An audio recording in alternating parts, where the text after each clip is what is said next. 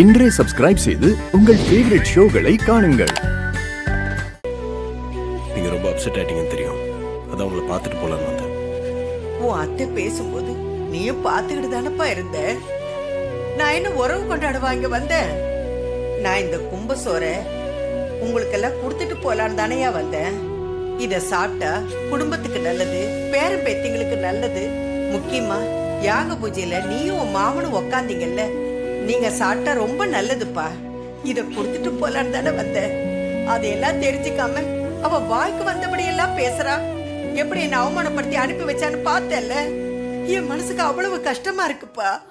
பாட்டி, அவங்களுக்கு உங்க மேல இருக்க கோவம் இன்னும் போல பாட்டி. அதனாலதான் இப்படி எல்லாம் பேசுறாங்க. இன்னும் எத்தனை காலத்துக்குப்பா? நான் போய் சேர்ற வரைக்கும் பேசிக்கிட்டே இருப்பாளா? கோமாவே இருப்பாளா? பாட்டி, ஏன் இப்படிலாம் பேசுறீங்க? வேற எப்படிப்பா பேசுறது? 1 வருஷமா 2 வருஷமா 25 வருஷமா ஒருத்தி கோமாவே இருப்பாளா? கோவமே தீராதாப்பா? இது எல்லாமே சீக்கிரமா மாறிடும் பாட்டி. கொஞ்சம் பொறுமையா இருங்க ப்ளீஸ். அத்தைக்கு எல்லாத்தையும் புரிய வச்சிடலாம் பாட்டி. அந்த ஒரே நம்பிக்கையில தாய்யா என் உசுரை கையில புடிச்சுக்கிட்டு இருக்கேன்.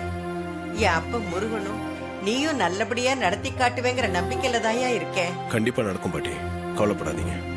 இப்ப என்ன, இந்த சாப்பாடை வீட்டுல இருக்க எல்லாரும் சாப்பிடணும், அவ்வளவுதானே பாட்டி? ஆமாய்யா, நீங்க எல்லாரும் இந்த சாப்பாடை சாப்பிட்டீங்கன்னா என் மனசுக்கு சந்தோஷமா இருக்குய்யா. சரிங்க பாட்டி, அதை கொடுங்க, நான் சாப்பிட வைக்கிறேன். எப்படியா? உன் அத்தைக்காரி தான் ஒரு அரிசி பருப்பு கூட இந்த வீட்டுக்குள்ள வரக்கூடாதுன்னுட்டாலே, எப்படி எல்லாரையும் சாப்பிட வைப்ப? இல்ல பாட்டி, அதை பத்திலாம் நீங்க கவலைப்படாதீங்க.